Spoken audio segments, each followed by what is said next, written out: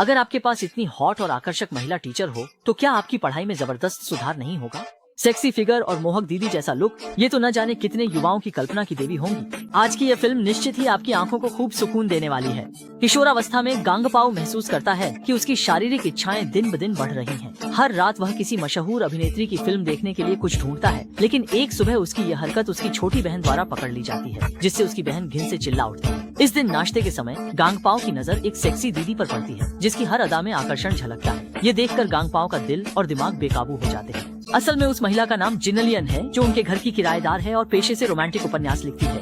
इस दिन गांगपाओ और उसका अच्छा दोस्त टियागुन स्कूल में एक आकर्षक और सेक्सी दीदी जैसी टीचर से मिलते हैं, जिससे दोनों किशोरों के मन में अचानक तीव्र इच्छाएं जाग उठती हैं। ये महिला टीचर कोई और नहीं बल्कि गांगपाओ की क्लास टीचर छुईहुआ है। छुईहुआ की सख्त डांट के बावजूद गांगपाओ की कल्पनाएं लगातार चलती रहती हैं। वह हमेशा अपनी आकर्षक क्लास टीचर के साथ कुछ रोमांचक और शर्मनाक बातें होने की सोचता रहता है। आखिरकार कौन सा किशोर ऐसी मोहकता का विरोध कर सकता है? क्लास के बाद एक मासूम सी दिखने वाली छात्रा गांगपाओ के पास दौड़ती हुई आती है। पाओजे सारंग है, क्या आप मेरे ओप्पा बन सकते हैं? इसके बाद वह गांगपाओ को एक प्रेम पत्र थमाकर चली जाती है। घर लौटने के बाद गांगपाओ कुछ मानसिक खुराक लेने के लिए पड़ता है और बाहर आकर देखता है कि उसकी सेक्सी महिला किराएदार सोफे पर सो रही है।